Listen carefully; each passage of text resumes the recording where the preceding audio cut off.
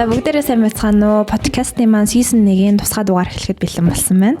Тэгээд студид маань өнөөдөр миний би Жизел, мөн анагаах ухааны доктор, тархлаа судлаач, үний их хэмж манахнаар ах маань хүрэлцэн ирсэн байна. Сайн байна уу? Харин тийм за бидний урилгыг хүлээж авч одоо манай подкастны маань өрөөгөр зочлсон явдалд маш их баярлалаа. Хүрсэн баярлалаа. За би тэгээд таныг ирэхээс өмнө сая нөгөө эрүүл мэндийн яамны пэйжийг үзчихлээ л та.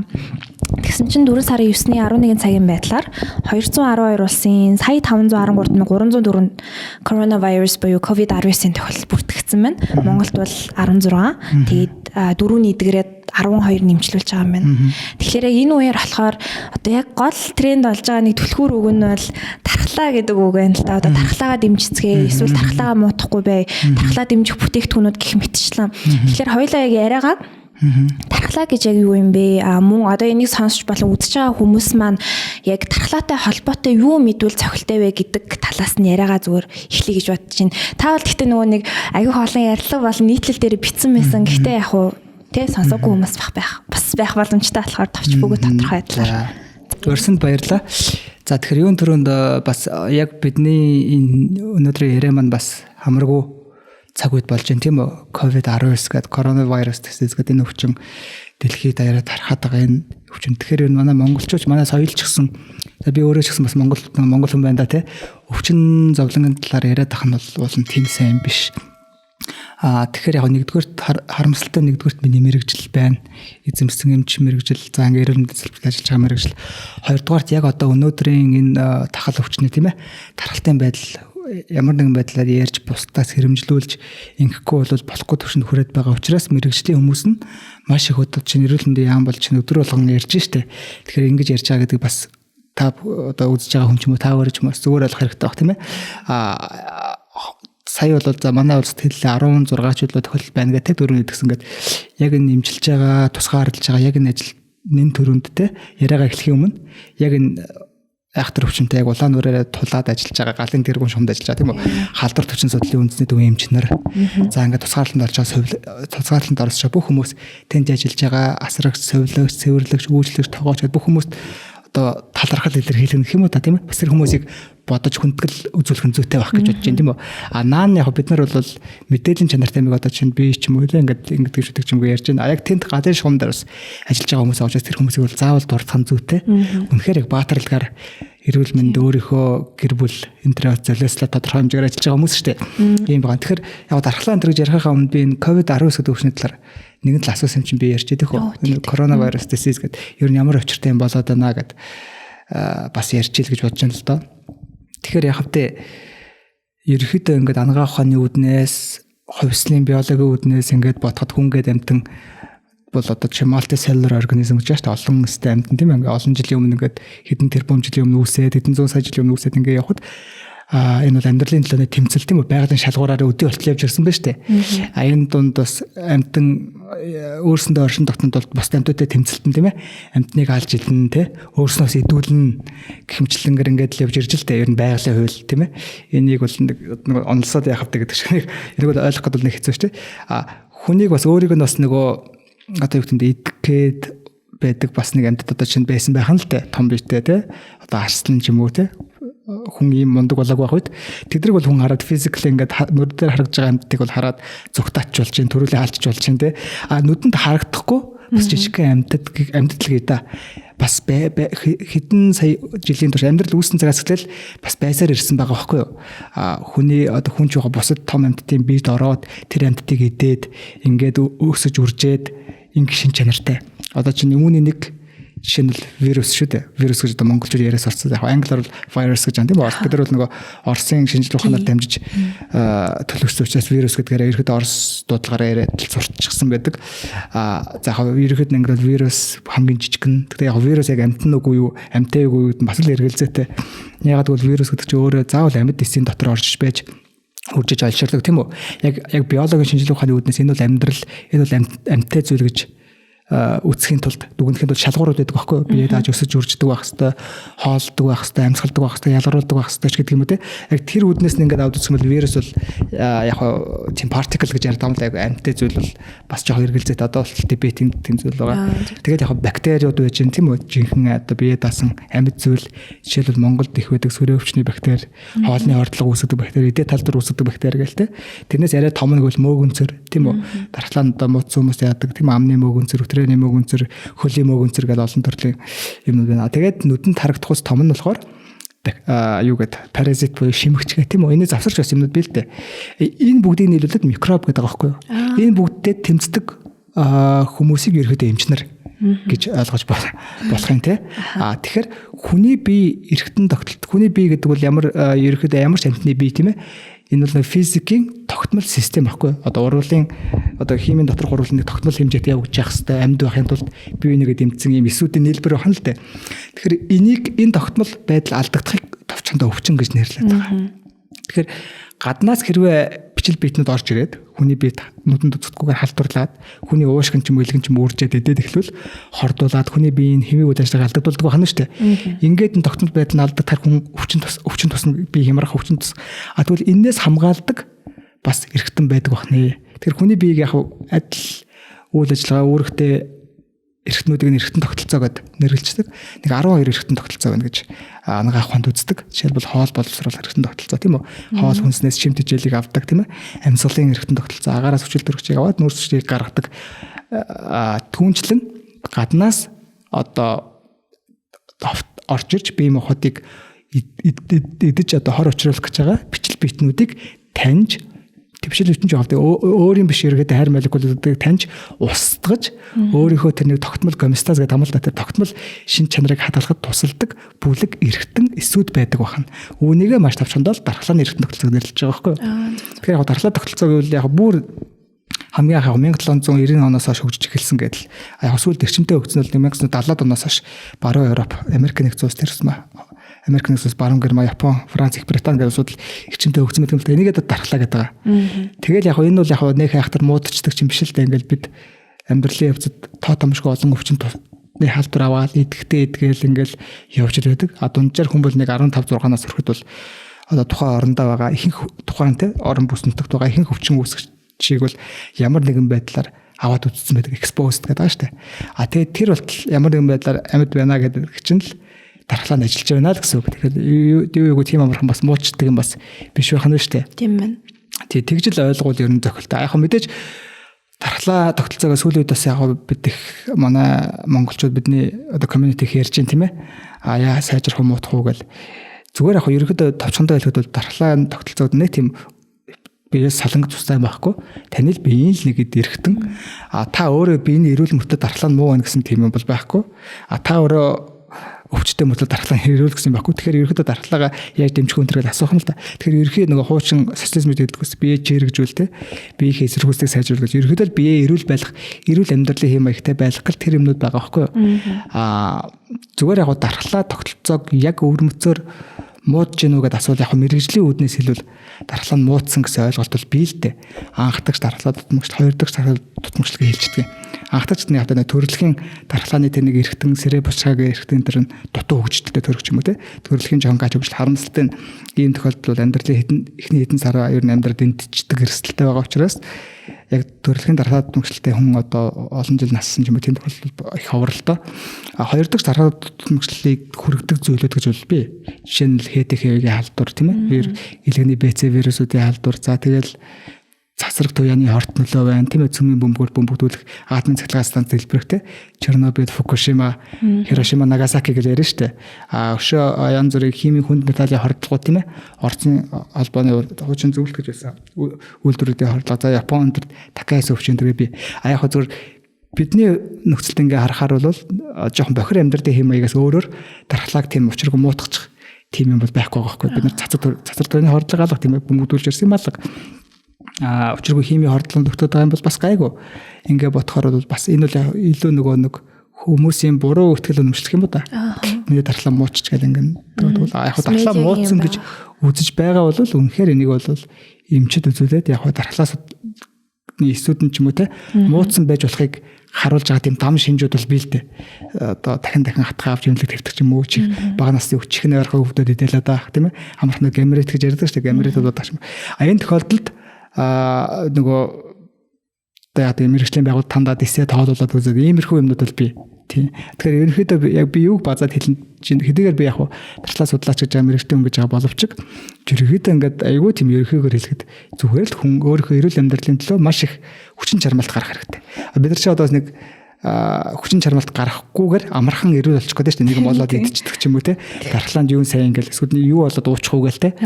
Үгүй тийм биш байхгүй. Харамсалтай маш хүчин чармайлт өглөөр тест босох хэрэгтэй болно. Гүүх өдөр тутам дасгал хийх хэрэгтэй болно. 2 жил 3 жил 5 жил хийж үр дүн гарч эхэлнэ шүү дээ. Орой эрт унтах хэрэгтэй болно. Ингээд нэг сахилга баттай байц сурна.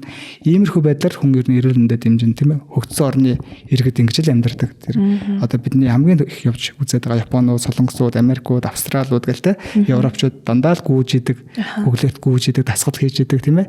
Их замбраатай хоолдог, орой эрт унтдаг. Энэ ч бас хэцүү шүү дээ. Нэг дагаж мөрдөхөд. Яагаад тэгээд нэхэр эрүүл байх гэдэг байхгүй юу? Одоо бүр одоо цааш чинь ингээд манай Монголд их тархсуугаар хэлэх юм бол дархлаагаа дэмжих гэдэг байгаа байхгүй юу? Тийм л байгаа.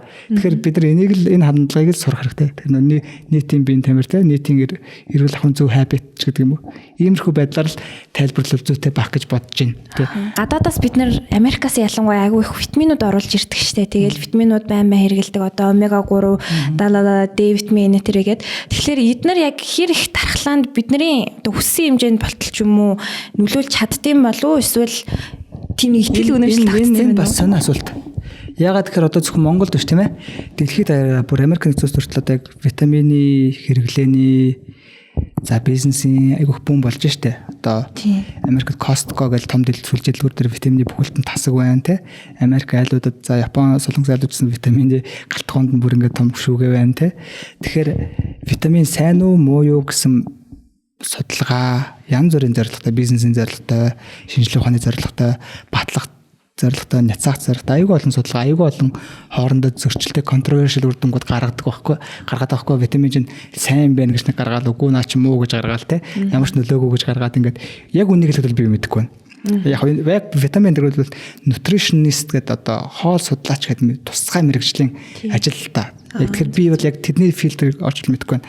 Зөв би нөгөө өөрийн өчүүхэн толгойдоо те юу гэж боддог гэхээр Монголын онцлог бас байна.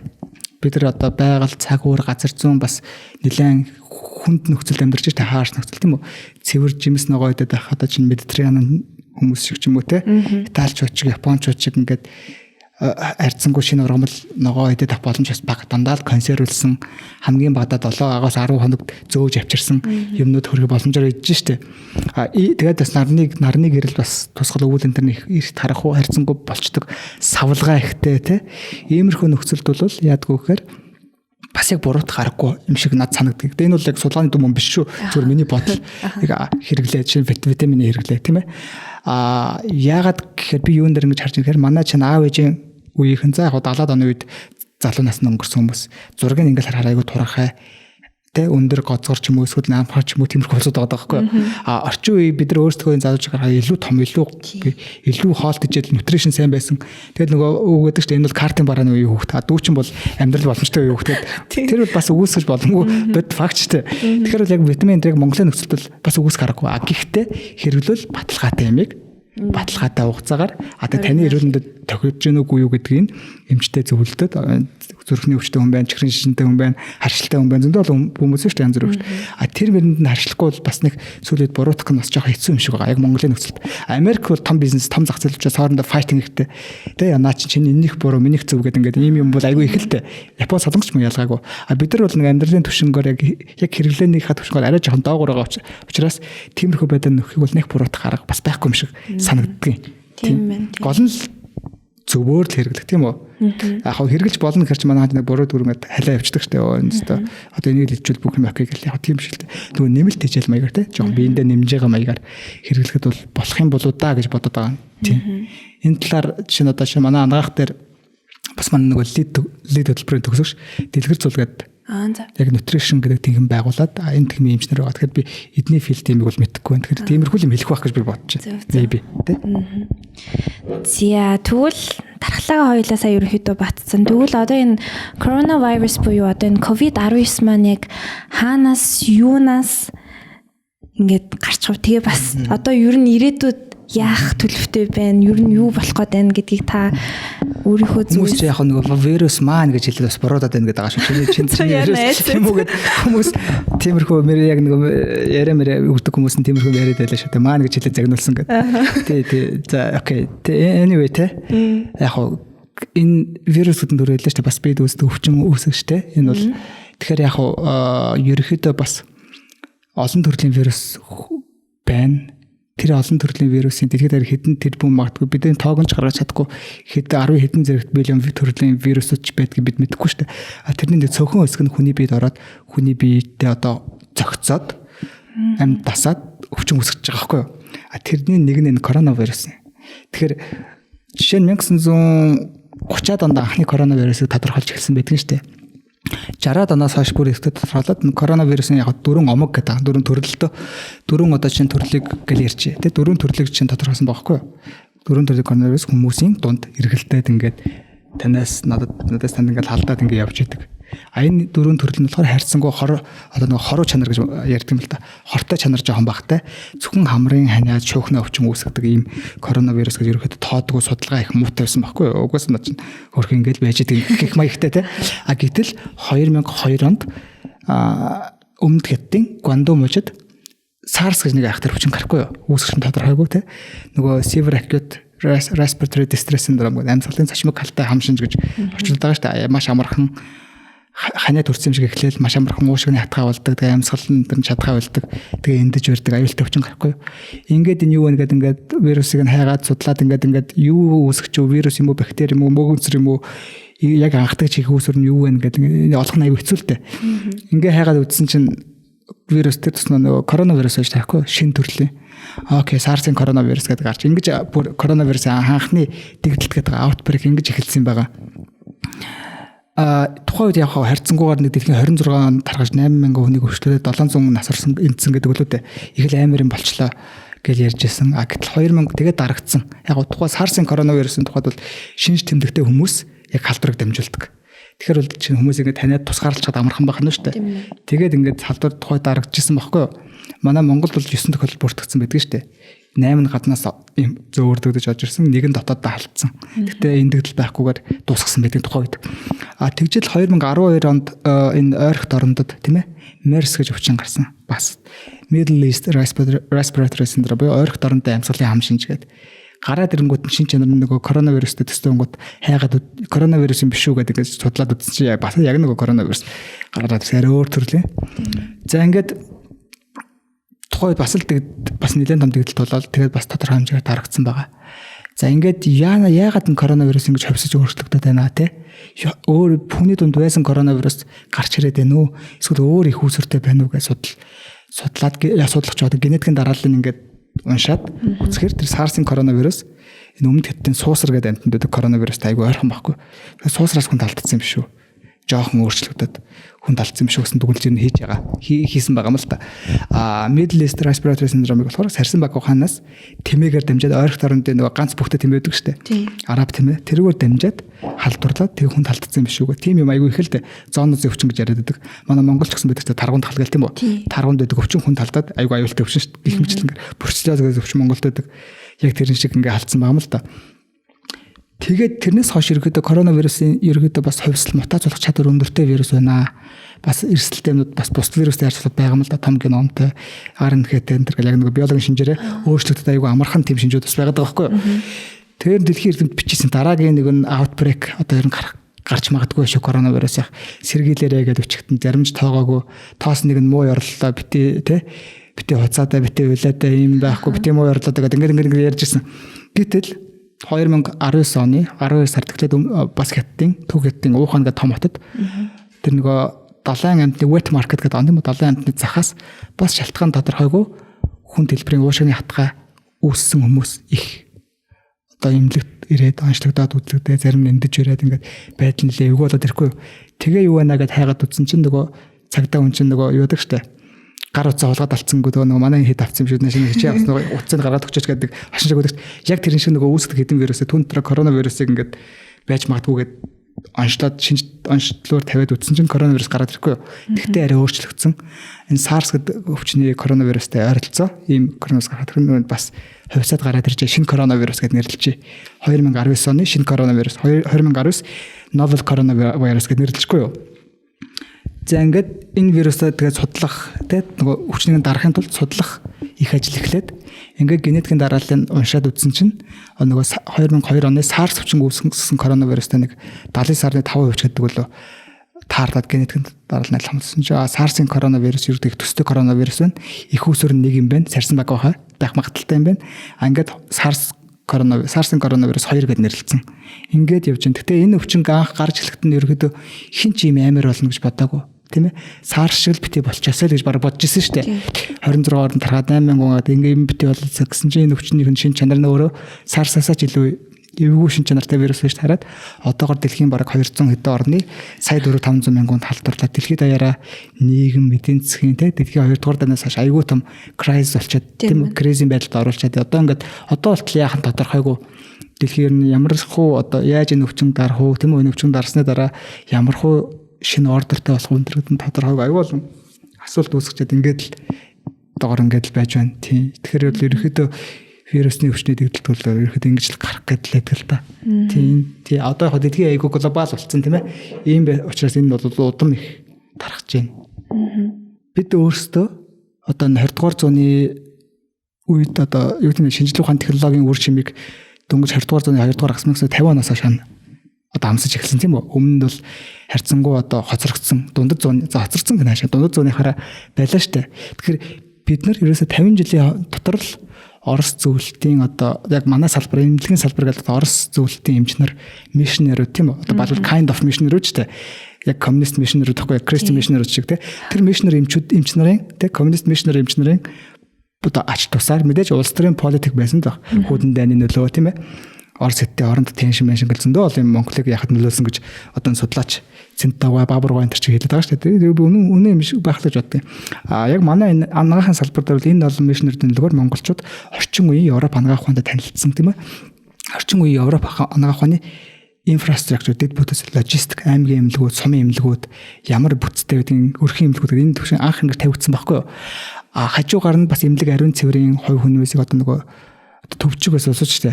Өөрчлөлт асар том аян мөрдүүлсэн тийм үү? Захиргаалттай гаргаж их гоё нэрлэж юм л ер нь violence штэ. Brutal violence хүчрхийлэл гаргаж тэ. Зодож нүдэн шороо оронд хийгээл тэгэл мотор дээр тэ тоншил сэтгүүлээр гараад одоо гохоор бол тэр чинь Facebook live штэ. Тэр үеийн тоншил дээр бичсэн live-аар очлоо гэсэн үг штэ. Ингээд чигшүүлэх аягүй их тийм арга хэмжээ ингээд аваад ингэсний үр дүнд ерөөсө 50-аас 60 жилийн тэр нэг генерашны дотор л шал өөр хүмүүс болгож эхэлсэн. Тийм. Тэгэхээр одоо харамсалтай гэх юм уу тухайн дэлхийн улс төрийн нөхцөл байдлаар хүйтэн дайн манай нөгөө ах маань ялагдаад те ингээд коммунист блок унаад бидний авч исэн хүрч исэн нөгөө манига биднийг мантай боловчгүй. Тэгээ эргээд судлахаар бид нар эргээд нөгөө өөрснөө нөгөө юм руу авахарч унж байгаа байхгүй дэмждэг байхгүй болохоор тэгээд нэг хэсэг ариун цэврийн төв тийм ээ одоо шинжлэх ухааны ерөнхий мэдлэгийн төвд бол нэлээд унсан тал ажилладаг байхгүй одоо 90 оноос хойш одоо 2000 хэдэн 10 он хүртэлж байдаг юм те. Тийм учраас нэг ахын ариун цэврийн дороотлог юм гарч ирээд байна шүү дээ. Тэ. Одоо тэгэхээр энэ коронавируснаас буянаар хаашаа те энэ өвчнөөс хамгаалах нөлөөгөөр тэгээ дээрэс нь энэс хамгаалах мэргэжлийн байгууллагын advocacy ахиу сайн чинь энэ л эргээд ахын ариун цэвэр амар чухал юм байна гэдгийг ойлгож эхэлж байх шиг байна л да. Харьцангуйгээр тэгтээ мэдээж 100% saturation хүрнэ гэж байхгүй. Бас бидний бас нөгөө нүүдэлчин сэтгэн онцлог байдаг юм шиг байгаа. Маш урдан юмд хүчтэй реакшн маш сайн өгдөг. Тэгээ удаан хугацааны maintenance жоох муутай тий. За гараагаар маска зүгээр аюул болох нь шүнгүүд хөв маргааш нь бүгд гараагаар маск зүнгүүд нөгөөд нь байхгүй болчихдог тий. Нөгөөд нь гадаа гоёодонгууд маска хаяад хүүхдүүд нь гадаа төлөвлөдөг эхэлдэг. Суурин газрын чинь одоо civilized удаан орнууд реакц хоног удаан баларч маларч нэг реакц өгмөдөө maintenance айгу сайн байна штэ. Тэр ингээ барай яваад байдаг те. Бид нар болохоор ингээ маш хурдан зүг реакц очоод унчих гээд байдаг. Тийм нэг mindset юм шиг байхгүй сэтгэн онцлог нүүдэлчний амьдралын те. Тэгэхээр иймэрхүү байдлаар одоо миний ард түмэн ингэх ёстой гэж хүмжлэхээс илүүтэйгээр цаана ийм учир шалтгаантай. Тэгэл бид нар ингээл давж байгаа энэ нөгөө нугж байгаа даваал явж байгаа бахал гэж бодож шít. Яг уг нь хурдан суралцжул зүгээр тэгэхээр харамсалтай нь бас заримдаа хурдаа гүцэхгүй, заримдаа эргэж авч авсан юм а эргэж унаад те ингээд байгаа. Тэгэхээр энэ ч бас мэдээж хүний сэтгэхүйг өөрчлөх айгу амаргүй шүү дээ. Хүн байтгаа тийм үндэстэн байтгаа хувийн сэтгэхүйг өөрчлөхээр хийж байгаа хичээж байгаа боловч мэдээж амжилтанд хүрж байгаа. Тэгтээ тэр нэг баг хуваар л ингээл жоохон нэмэгдээл accumulation тэл явах гэж бодож байгаа. За ерөнхийдөө цаг үеийн мэдээлэл бол иймэрхүү. Тэгээд энэ чинээс үргэлжлүүлээд миний яг сонирхож байгаа зүйл нь та яг анх яагаад анагаахын салбар одоо ийм нарийн мэрэгжлийн салбарыг сонгосон бэ? Тэгээ яагаад Япон явав? Ер нь юу айгүйх нөлөөлөв? Тэгээд эргүүлээд бас энэ мэрэгжлийг сонирхож байгаа залуу үеийн хүүхдүүд бас айгүйх байгаа шүү дээ. Тэднэрт хандаад одоо юу гэмэрчи сургаалын үг гэх нь хаашаа чинь зүгээр захих зүйл байна уу гэдэг. Зүгээр хуянгаа хальтаагаар айгуу гоё мэлж бодож штэ. Би өстэй ингээд юм чулмаар санагдав. Бидний тийм ярмаар байгаа. Минь дуудаад гэж. Хойд ямар байсан гэхээр биднийг 10 жил төлөвшөж явах үед бидний үеийнхэн ер нь бидний генерашн бол төлөвшөл айгуу муутад байлаа штэ. Харьцангуй мэдээлж баг. Биднийг сурах хэвээр хөрх аав ээж маань генерашн ч бас төлөвшөл жоохон тааруу байлаа штэ. Энэ үг хэлэхэд тийм биз дээ. Тэгэхээр яг одоогийн энэ одоо бидний дүүнэрийн залуу шиг өөртөө ирээдүйнхээ тухай ингэж баг боддог харьцангуй байж л дээ. Мэдээ сөрхийн хүүхдүүд байсан баг. Одоо ганцаа шиг ч юм уу те. Ирээдүг ингээ бодвол би өстэй яг ингэж л амьдрна гэж боддог те. Харамсалтай би тийм хүүхдүүдийн нэг нь байсангүй л дээ. Ерөөд ингээ урсгалаараа явж идэг. Тэгэхээр яг юу нөлөөсөн гэдэг ингээр манай чинь аав ээж хорж нэмж хүмүүс те. Аав ээж нэмж гээд тэгэл ингээ яг ерөөхдөө эмчийн family төссөн учраас хүн ерөөхдөө яг эмчил хийж амьдрандаа гэдэг. Энэ л айгу буруу хандлага л та. Өөрөөсөө тэр нөгөө бодох тэр нөгөө юугаа айгу зайлуулсан байгаа байхгүй юу? Бодох айгу ажиллаа. За эмч болчих. Айгу санаа амар те. Тэгж бодоод сонгоц. Тэгээд ангаахт ороод тэгэл яг сурсан. Гэтэ яг тэр нь бол яг миний кейс дээр бол би нэг алдаагүй гэж боддгийн. Тийм. Ангаахт ороод би чинь төгсөөд хүний хэмжүүлж төгсөөд бас нэг 2 жил мэцлийн эмч болж сурсан. Өвхний мэслийн атган баяр эмч гэж байдаг, штарч гэж эмч байдаг. Энэ бүгш нар одоо их юм сурсан эмнэлзэн салбарт ажиллаж байгаад дархлаа судлаач одоо Монгол улсын анхны дархлаа судлаачтай нэг баярт Батбаатар цогцоохон гэх хүмүүс биелдэ. Батбаатар гэдэг хүний шив болоод тэгээд ерөөдөө дархлаа судалдаг салбар руу одоо халтраад тийм ээ. Халтраад орчихгүй юу. Тэгээд одоо болтол энэ чиглэлээр ажиллаад л явж байна. 2013-аас 17 оны хооронд бол Япон улсын Токушима гэх сургууль гэдэг нэг том сургууль биш дундаж стандартны Япон сургууль докторантур зэрэг төгссөн тийм байгаа. Тий. Яг сургаал энэ төр юу аах вэ?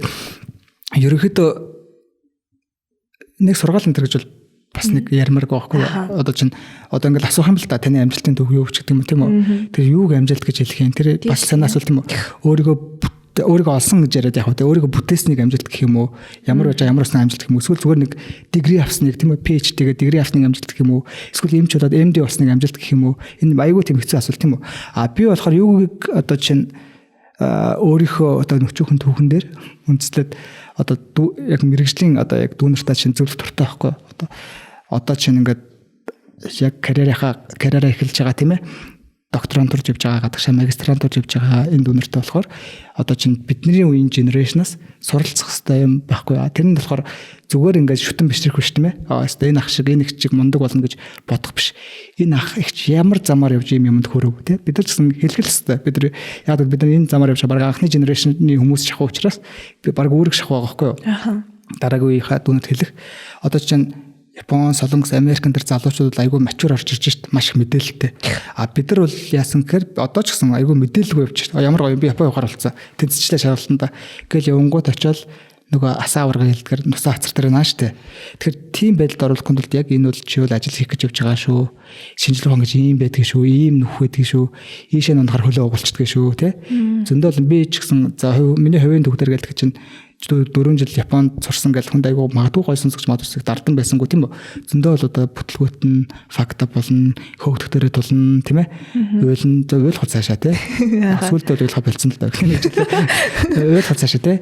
Тэгээ яг яагаад тийм байна гэд одоо ингээ бодонгууд яагаад тийм ингээ бодонгууд энэ бол нөгөө би амар мундаг зундаг гэж ярихмаар гүлэн л та. Бид бүгдээрээ нийтээрээ л буруу ойлголттой явчихдаг тийм ээ. Одоо нөгөө UB Life-ийн тэгшээ захирал маань хэлсэн байлаа шүү дээ тий. Одоо их буруу ойлголттой байсан учраас анхны бизнес маань одоо дампуураад ингэсэн гэдэг факта болж исэн. Яг үнэн хүн гिचнээ сайхан юм Миний бодлоор те хичнээн сайхан юм хүсч мөрөөж болно. Зөв бодолтой, зөв аягүй хүүхэд байж болно. Тэгтээ буруу бодолтой бол зорилгоо одоо амжилтанд хүрэх гэж яах вэ? Яг тэр зорилгоо биелүүлэхэд бас жоохон хэцүү.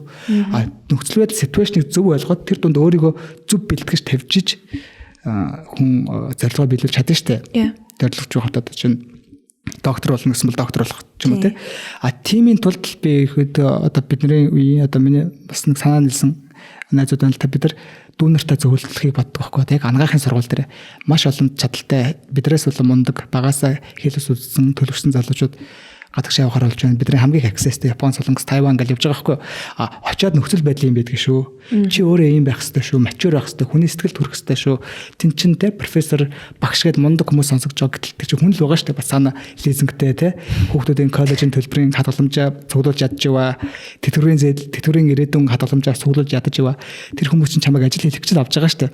Тэгэхээр тим байдалтай байгаараа битгий ингэрээ тэгэрээ гэл Америкт бол чинь би энэ хандлагыг чинь Америкудаас сурсан байхгүй. Америкт бол энэ хандлага бол маш сайн залуучуудад төлөвшүүлж байгаа шүү дээ. Яг юм дээр гарахтаа ном уншиж энийг уншуулаарай те. Битгий ингээд компьютерээр Facebook үзээд байгаараа гэл эхлэн шүү дээ. Принтерээр нь битгий хувийн хамиг принтерлээд байгаараа хүний итгэлийг алддаг шүү гэл.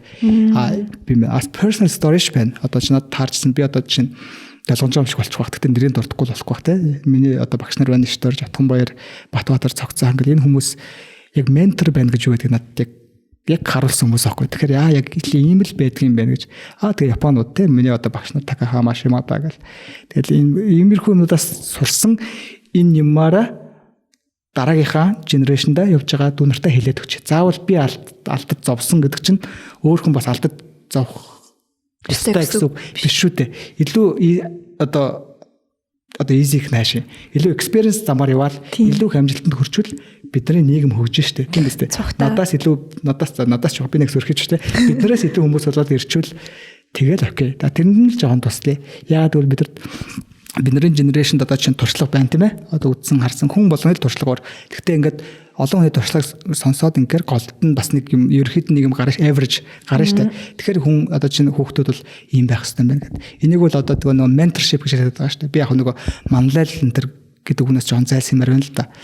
Одоо дүүнрийг манлайлаад тэ inspire өгөөд энэ зүгээр л би айтайхан mentorship үзүүлэхийг бодож байгаа хөөе. Өөрийнхөө өчүүхэн туршлаган дээр түгээмэл гарч ирж байгаа өвчнүүдийг ярингууд хөвчлэн яг амтнаас гарч ирсэн вирус ч юм уу вирус ч юм уу те тиймэрхүү юмнууд хүнлүү тасан цогцож орж ирж байна гэж юм л та. Тэгэхээр бид нар нөгөө хүмүүсээ л эмчлээд байдаг. Гэтэл тэр амьтад чинь үүсгэх чинь ч юм уу болоод байгаа болохоор энийг яг яаж зохицуулах боломжтой юм болоо. Хөвчлэн жиг байхдаа sometimes те заримдаа сүүлийн хөгцсөн цагуудад бүр very sometimes те бүр айгүй цөөхөн тохиолдол. Бид нар яхавдаа нөгөө байгаль ихийн бүтээл юм болохоор амьтанч тэр одоо зөв жоохон philosophically те уянгалаад хэлвэл бид ч тэр байгаль ихийн хүүхдүүд амьтанч тэр байгаль ихийн хүүхдүүд те тэгэхээр одоо чинь айлын хоёр хүүхдийн нэгэн цэцэрлэгээс ханиад аваад ирэхэд нөгөөдөгт нь халднаа да. Яг тэрэн шиг бид адилхан мах тусан одоо амьтад бүтээгдэхүүнүүд болохоор бас sometimes вируснууд ч юм уу хүчмүс тэр бичил биетнүүд бүтцээ жоохон өөрчлөлт одоо mutation гэж хэлдэг чинь мутацид ороод бүтцээ жоохон өөрчлөлт өөр амьтанд халдварладаг болчихдог байхгүй юу? Тэгэхээр сүүлийн үед ерөөхдөө яг юу гэж ярьж ин бэ гэвэл бид нар ингээ хүн амжилтад ах юм уу? Тэгэхээр энэ source болсон энэ амьтнуудыг яхан бай заримдаа тий. Ингээд одоо чинь дэлхийд дээр энэ талаар одоо яг манлайлж байгаа Америкийн улс, Европын холбоо, Япон, Солонгос, Хятад ард улсын тэр бүгд Хятад улсын тэр юу гэж нэхэр One Health гэдэг policy руу ер нь явах чиглэлтэй болж эхэлж байна л да. Тэгэхээр хүний анагаах хүн буюу medicine, амьтны малын анагаах хүн буюу veterinary хоёрыг нийлүүлээд ерөөхдөө бодлогын түвшиндээ ингээд зангидаад явахгүй бол бас болохгүй нэ. Хүн хэдийгээр одоо чинь хүний тоо хэмжээ өсөө 6 тэрбум болчлоо. Амьдрах ариан зэрлэг амьтдын рүү бүр айгүй гүн орчлоо тийм үү. Ингээд зэрлэг амьттай хамт одоо нөгөө хавтал гэж нэрлэдэг байгаа шүү дээ. Exposed болох ийм юм айгүй боломж их болчлоо. Тэгэхээр дахиад өнөөдрийг дарсан ч гэсэн маргааш дахиад гарах хэрэгсэлтэй. Учираас ерөөдөө бодлогын түвшиндээ ингэж зангидж явъя гэж дэлхийн одоо хөгжсөн responsible улсууд одоо дэлхийн одоо энэ ачаагш бас зарим улсууд авч байгаа шүү дээ өөр дөрөө. Энэ улсууд нь ерөөдөө ийм чиглэлтэй ярьж эхэлж байгаа байхгүй. Тэгэхээр энийг бол угаасаа л зөвл ирээдүйн тренд бол ийм л хүл байх гэж бодож байгаа. Түрүүн та нэг цус дуурсан Lead Mongolia хөтөлбөрийн nutritionist гэд тэгчихсэн. Тэгэхээр Lead Mongolia хөтөлбөрийн талаар дэлгэрэнгүй яриаш би таны нөгөө Facebook-ийг чинь харж ирсэн байхгүй юу. Тэгээд тэгсэн чинь болохоор тэнцээ Lead Mongolia хөтөлбөрийн бүртгэл эхэллээ гэж та пост ширэлсэн байсан. Та бас төгсөгч юм бэлээ. Хэдэн оны төгсөгч анх яагаад энэ хөтөлбөрт бас яг бүртгүүлэх болсон бэ? Онцлог давуу тал. Тэгээ энэнийг яг бүртгүүлэхээ сонирхож байгаа хүмүүс юу гэж хандж байна вэ? Үзэж байгаа хүмүүс залуустаа залби ясаар те ингээ хэлэхэд бол би бол яг Lead хөтөлбөр юм бол missionary юм бол байхгүй. Албасаар рекламда чигээр хэлсэн даас хүсээгүй мөнгө төргөөгөө одоо л өгөөгүй л байна тий. Тэгээ яг зүгээр яг яасан гэхээр би 2016 онд 17 онд өөрөө энэ хөтөлбөрт орчихгүй юу. Энэний түүх нь юу юм бэ гэхээр 16 онд би чинь одоо төгсөх курсын судлаач удаа л да Японд докторантурт маш их ажилтай маш их стресстэй яг хаяа нэг Facebook орно. Facebook дээр бас нэг стоколдог хэдэн залуучууд байна тий. Нүүдэл шидлэн тавгаач гэдэг юм уу, ганзооч гэдэг юм уу, бас нийгэмд айгүй ажиллаж байгаа юм шиг одоо үеийнхэн мундаг залуусыг харна штэ стоклогч байгаа хөө тий. Ингээ харангуут тэр залуус нийгэмд явчихгүй бөөнөрөө Америк руу. Хөөх ямар гоё чи яагаад ингэж ийм гоё юм руу явчих вэ ингээ харсан чи Lead хөтөлбөр юм байна л та тэр хөтөлбөрийн окей тэгвэл бид дараа жил ч гэсэн зардуудад би яасан ингээ гоё энэ гоё ах шиг Америк юмнаа гэж бодож байхгүй юу. Энэ гоё ах шиг ийм гоё ахуулаад Америк юмдаа гэж бодож байхгүй юу. Тэгээ хөтөлбөрийн ингээ судлаад үтсэн чинь There's Advancing Democracy гэдэг хөтөлбөр байна л да. Энэ болохоор яг тэр хөтөлбөрийнхөө зорилгыг ингээ уншаад үзэхээр зөвхөн тэр арчилж биш тийм ээ. Яг миний яг боддог байсан passionтэй. Айгуу гоё нийцэхгүй юу. Тэгээ хөтөлбөр надтай нийцсэн ч гэж би л хүрхэн нийцсэн баг л та. Тэгэхээр зэрэг яг үнэхээр гоё юм байна те. Одоо шинэ 3 чиглэлээр юм том төсөл хэрэгжүүлдэг мундаг залуучуудын үйл ажиллагаа явуулдаг юм байна. Иргэний нийгэм бэхжүүлэхтэй авилгалын эсрэг за байгаль орчны бохирдлын эсрэг за би бол жишээ нь тухайд юу гэж бодож ирсэн гэхээр би бол social science мэдгүй, natural science жоохон мэдэн. Тэгэхээр байгаль орчин гэдэг юм байгаль орчин хүмүүнлэгийн талын юм дээр би бас лидер хөтөлбөрийг ашиглаад өөрийнхөө бодож ирсэн юм хийж болохоор юм биш үү? Жишээлбэл одоо нийгмийн гишүүдэн тэг шаардлагыг хангах энэ гэдэг юм басан харамсалтай нь яг бид нөгөө багийнхаа төслийг ярихтаа elimination гэдэг миний санаа хасагдсан л та. Гэтэ бид их гоё төслөөсөн. Ингээд анх лидер хөтөлбөрийг сонирхож ирсэн юм. Тэгээ ингээ улам сонирхох явцд бол анх бол юу гэж харсан гэхээр хүн бол мэдээж гоё юм хардаг штэ. Нөгөө ямар гоё Америк руу явж байгаа гэж харсан чинь зөвхөн энэ бол Америк штэ. Айгуу тийм ID юм байна гэдэг нь харагдаад эхлэнгүүт бүр их passionate ерөөсөө би хөтөлбөрт яаж хийж жаал хорно гээл те. Applied нь унал дахиад applied нь тэгээ унал дахиад applied гэж бодвол ингээд яг апплайсан чинь азар эхний жилд тэнцэжгүй юу. Ингээд 2017 онд энэ хөтөлбөрт анх орж исэн юм. Ороод бид за тэр яг Америк явсан гэдэг нь явж ич асуудал тийм хөтөлбөрийн нэг хэсгэн штэ програм. Хамгийн гол үр дүнд бид маш их одоо үр дүнтэй ID гаргаж төслүүд хэрэгжүүлсэн. Түүнээс гадна дараа нь ч гэсэн энэ нөгөө төгсөгчдтэй айгу networking сайтай маш их ажил хэргийн холбоо сүлбэ те маш их opportunity-г бий болгож өгдөг ийм хөтөлбөр байгаа надад айгу таалагдсан. Одоо жишээ нь Unread-ийн Ганзоо Зак Бацаа яг ингээд хүмүүсийг би таньдаггүй байсан тийм энэ хөтөлбөрийн энэ гэр бүл дарж One Family болол таньдаг болол тэгэл яг манай подкастт орооч гэж ингээд сууж штэ. Гэвчлэнгээр зөндөө олон энэ төдийгүй зөндөө олон тийм ажил хэргийн холбоонууд бол байгаа. Илүү залуучуудыг үр дүнтэй эффектив болгох ийм хөтөлбөр юм шиг санагддаг учраас би дараагийн залуучууд ч гэсэн заавал ерөнхийдөө энэ хөтөлбөрт оролцоосэй гэж бодоод шеэрлсэн. Тэгж бодоод шеэрлсэн. Бас нөгөө нэг Medium дээр нийтлэлүүд оруулалт юм билээ шүү дээ. Тэгээ тэрийг ороод уншсан чинь бас аюул сонирхолтой хүн ойлголтуудыг гэх юм уу түгэм одоо би чинь яг сайн мэдэхгүй шүү дээ анх биологийн мэдлэг тутмаг. Гэхдээ тэр ойлголтуудыг аюул гоё хөнгөнөөр сонирхолтой байдлаар тайлбарсан тийм нийтлэлүүд байсан. Тэгэхээр ер нь бас ингээд лидэд одоо энэ хөтөлбөрт бас орсон ч гэсэн юмаа мэдээлэлээ share хий бусдлуу илүү нийгэмлүүгээ community лугаа хандыг гэсэн бас нэг тийм passion яг танд байгаа дах шиг байна гэж харсан зүв үү? Тий яг гоо энийг бол нөгөө шинжлэх ухааны мэдээллүүдийг бусдад одоо ойлгомжтой тайлбарладаг тийм үү? Science popularizer гэдэг байгаа шүү дээ. Одоо чинь Америкт энэ талаар айгүй мундаг имиж юм те. Neil Tyson гэж харсан баг тийм үү? American Natural History Museum захирал нэг ах байдаг те. Michio Kaku гэдэг нэг бас нэг ах байдаг те. Зөндөө тэрний өмнө тэдний ментор Carl Sagan гэж байсан. Тэгээд энэ хүмүүсийн буйнаар ерөнхий одоо хүмүүс одоо жирийн хүмүүс гээл та тийм мэрэгчлийн хүмүүс шинжлэх ухааны талаар ойлголтуудыг авч хамгийн тэрнээс чухал юм нь энэ хүмүүсийн буйнаар хүүхдүүд ирээдүйд мундаг эрдэмтэн ч юм уу болох хүүхдүүд анхны инспирэшн авсан байдаг байхгүй юу? Жишээ нь American case дээр. Яг миний хувийн кейсүүд би бол тийм амар мунд бол биш. Зүгээр яг бас л нэг Японд руу л орох гэдэг л да. Японд би ч айгүй хатуу багштай байлаа л да. Ясука Такагама гэдэг айгүй мундаг Нобелийн шагналд номинee болж ирсэн тий. Дараа нь Мицуо Шимада гэдэг багштай PhD төгсөөл эргээл нөгөө Такагама багштай би төгсчлээ багшаа гэж хэлэхэд окей чи одоо доктор болсон. Чи одоо нийгмээс соён гэгэрэлхэд тийм ээ. Please одоо юу ч хэлээ. Please do not hesitate to tell your words гэж нэг тийм сөрхөв гэлжсэн байхгүй. Тэгээд би тухайн үед юу гэж бодчихсон гэхээр энэ мундаг хүн Японууд л мэдээлэлээр дутав гэж та тийм мундаг болсон. Энэ мундаг орны мундаг хүн бас иймэрхүү бодож хахад би ч гэсэн одоо чинь тэг өчүүхэн сурсан юм ба бустай хуваалцж байгаа болохгүй гэж те хэрвээ шатдаг юм бол гээд тиймэрхүү юм бол бичиж эхэлсэн. Тэгэхээр яагаад тэгэхээр тухайн үед бас яг энэ ангаахын шинжилгээ ухааны ч юм уу юмыг мэддэг хүмүүс айгуу зөндөө. Тэгэхээр яг ангаа гарах юм бол ерөөхдөө айгуу завгүй хүмүүс байдаг байхгүй юу. Ингээ бичээ суучдаг зав айгуу ховор хэмжнэр юм уу 24 цаг шифттэй багш нар гэлдэг чинь лекц бэлтэн ноётаад өнгөцсөн гэл. Би завтай байхгүй да. Ажил нэг айгуу хайрцангуу. Тийм учраас тэр байдал ашиглахгүй манайхан завгүй юм шиг би биччихье гэл. Тэгэл бичсэн. Тэгээ яг бас те Монгол хүн орчин үеийн мэдээллийг бас уншилтэй. Тэгж л бодсон. Мэдээж яг шинжилгээ ухааны мэдээлэл ингээ бичдэг мундаг популяризер хүнхээр бүр advanced төвчний хүмүүс гарч ирж л таараа. Одоо үеийн залуучууд дундаас бүр гарна. Тэр хүнийг нь гартал би хийж ийл гэж бодсон. Тийм. Тэр нь бол нэг тийм юм бол байхгүй. Одоо ч гэсэн тэгээ за боломжоор бас мэдээлэл өгдөг тийм үү? Төхийг боддог. Тэгээд яг тийм заримдаа ч тэгэл комментар балбуулах юм. Янз янз болох тийм. Заримдаа байлдаг юм билүү гэж бодох юм. Шантарч өнтрээд. Шантарч юм байхгүй л зүгээр комментод арга гоё байхгүй. Энэ яг ямар баг ингэ бичиж зугаатай. Нэг харах юмсан гэл те. Ингээд янз янз бичсэн байгаа шүү дээ. Тий зүгээр энэ бол joke те фан байдлаар хэлэх. Тэгэхээр гоё коммент бичдэг баярлаа. Гэж бичээд байгаарай гэж.